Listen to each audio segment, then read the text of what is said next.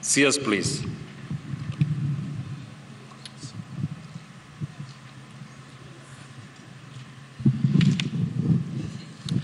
Your Excellency, the President of the Republic of Kenya and the Commander-in-Chief of the Kenya Defense Forces, the Chairman of the Council of the National Youth Service, Director General and all the Council members, the Governor of the County of Nakuru, Her Excellency Susan Kihika, members of Parliament led by the Chair of the Committee for Social Protection, Honorable Alice Nganga, servicemen, servicewomen, ladies and gentlemen, good afternoon. It is my pleasure to invite you, Excellency, as you join us in this very important milestone in the calendar of the National Youth Service. If there is a true embodiment of the bottom-up agenda, it is the National Youth Service. The 10,000 servicemen and women who are graduating today from the paramilitary service training are drawn from all the 1,450 wards of the Republic of Kenya, meaning that we are truly the face of Kenya and truly the embodiment of the bottom-up economic transformation agenda. Your Excellency, the National Youth Service is based on 4 pillars that we are implementing. And what is in front of you today is pillar number 1 on the paramilitary training and regimentation. Regimentation because in the National Youth Service, we believe that by working together in groups, it builds discipline, the right ethos and values, and also it gives us a chance to instill a sense of patriotism. After here, we will now go to the next steps in that journey of the National Youth Service through the second pillar of national service, where these wonderful young men and women will be deployed to carry out several tasks in assisting our nation building. Our third pillar, Your Excellency, is based on technical and vocational training, where we are already working with the technical and vocational education training institution in further deepening the skill base and the technical base of the graduates who are in front of you today. And the fourth pillar, for which you have been extremely supportive as we embark on our engineering agenda, is a pillar of commercialization, where we say that other than just building a cadre of young men and women who are going to play a very pivotal role in nation building and rebuilding our country, that we can also create a service that is sustainable, that we do not have to come all the time and seek exchequer support. Your Excellency, from the support that you are giving us in kicking off our transformation agenda under the NYS re-engineering program, we want to promise you that in the passing out parade of the year 2025, we look forward to actually giving you a dividend check, having employed young people and having deployed them to useful commercial purposes and ensuring that we have an NYS that is self-sustaining, that can be able to also expand and include more young people in that service. Your Excellency, let me take this opportunity to very briefly thank your officers whom you have appointed for the overwhelming support that they have given us to involve the National Youth Service in several aspects of our nation building so that we can be able to absorb even more young people. I just want to cite some state departments who have come forward and agreed to your clarion call to support the National Youth Service. The State Department for Water and Sanitation, who have committed to involve the National Youth Service in building small dams and actually expanding the existing ones, desilting the ones that are not usable anymore, so that the National Youth Service can be at the forefront in ensuring that the country is self-reliant in matters of water. State Department for Irrigation, with whom we are already working in some areas, building 25 kilometers of a canal in the Tana Delta, ensuring that we participate in the irrigation of up to 10,000 acres that we are going to put into active use to also help our country in matters of food security. State Department for Wildlife, the Principal Secretary for Wildlife, Sylvia Musia, is here, who are involving the National Youth Service in building water ponds within our national parks and ensuring that we actually reduce the deployment cycle as opposed to the traditional way that we have been doing this job.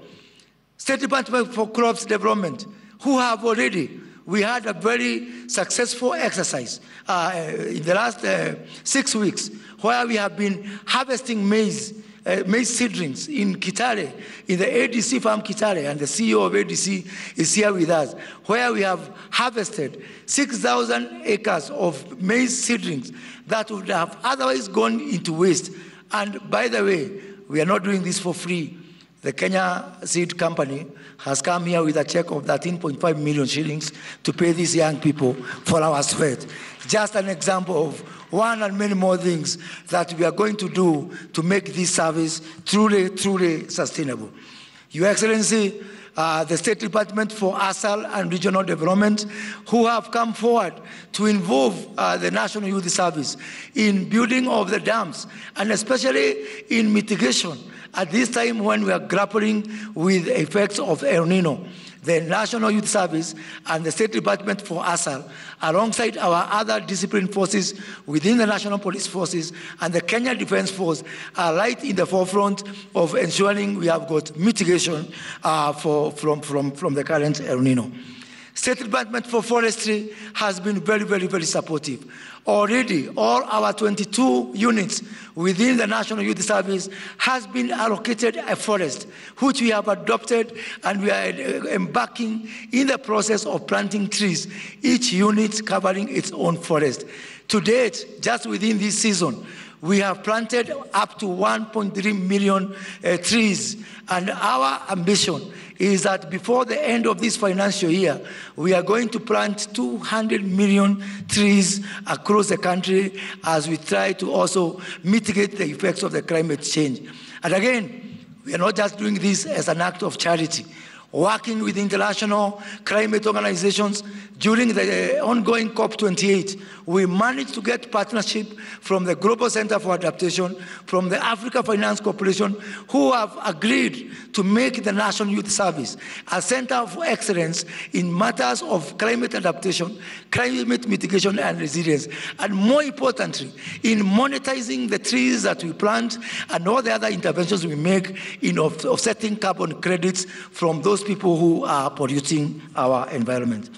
Your Excellency, the Kenya School of Government, which is also within our ministry, is going to build a new campus in Vihiga to the tune of 800 million shillings, a project that will be undertaken exclusively by the National Youth Service so that we can continue to employ even more young people. And because we are expecting the Kenya School of Government to have a very huge demand, because we are introducing mandatory training for all public servants in the bottom-up economic transformation agenda. So to be able to expand our capacity, we have called upon the National Youth Service to come and help us in this agenda. Huduma Kenya is another state body that we want to cite against within our ministry. And working with our members of parliament, and I have here today the chairman of the parliamentary committee on the National CDF, Honorable Musa Silma, and the chair of the National CDF board, Honorable Olago Aluot, who have, in a very remarkable development, in partnership with the Ministry of ICT, where we have merged the concept of the Jitume Center for the digital jobs for our people with our Huduma centers to offer Huduma services in every constituency, funded by the national government CDF, and with the labor being provided exclusively by the National Youth Service so that we can be able to expand the job opportunities for our youth. Your Excellency, State Department for Housing has been very exemplary in this endeavor. All the early works within our affordable housing agenda and within all our markets are being done by the National Youth Service, starting from Eldoret Market, which we are going to start deploying on Monday. And finally, Your Excellency, the National Employment Authority is partnering with the National Youth Service to provide jobs for these young people to go out there and get jobs abroad. As we speak, we've just deployed the first batch of 40 service and men and women who are going to the UK for readily available jobs in the UK. And we have agreed with the State Department for Labor that we are going to have 50% of everybody going to work out there coming from the job and the labor provider number one, which is the National Youth Service. Your Excellency, it can only get better. And we look forward to working with all state departments to ensure that the first provider of labor of choice is the National Youth Service. To achieve this, Your Excellency, as I conclude, we have to do two things. One is just to keep the focus. We intend to keep the focus. Nothing is easy. In the beginning, the plan which your government is rolling out might appear painful as unpalatable to some. And in fact, we might get complaints here and there. I want to encourage you to follow the footsteps of my namesake, Moses of the Bible. When the children of Israel left Egypt and they went into the wilderness, they were crying. And some were even saying, afadhali uturudisha kwa Farao. Na Farao hata alikuwa anawachekelea, anawaambia niliwaambia mtajuta, afadhali mrudi huku. Lakini walipofika huko Canaan, hata hakuna mtu alikubuka ile mashida tulikoa nayo kwa njia. So we are going to keep the focus, because once we cross to the other side, even those people who are making noise today, like the children of Israel, they will not remember the problems that they had in the wilderness. We also intend to be innovative. We have to look for different ways to do things for us to change this country. We cannot do things the same way it has been done and expecting different results. Even the person who invented the car, in the beginning, people are resisting, and they say they don't want the car. They want faster horses. But in the end, today we cannot imagine life without the car. So we will keep the focus, we will try in different ways, we will try to be innovative, and we will move and transform and change this country, because that is what the people and God expect of us. And now, Your Excellency, let me take this opportunity to invite the governor of the county of Nakuru, who is our host. Your Excellency, you are sitting in a very interesting ward, the ward where we're sitting today. Last year, on the 9th of August, they went to the ballot to elect 6 people. Out of all those 6 people, you are the only man they elected. The MCA is a woman, the MP is a woman, the senator is a woman, the woman obviously is a woman, and the governor is a woman. So if there might be some constitutional issue around that, which I have told Susan we have to look at it, even as we look at the issue of the 2-thirds rule, and you are privileged to represent all of us endangered men species in that endeavor. Madam Governor, welcome.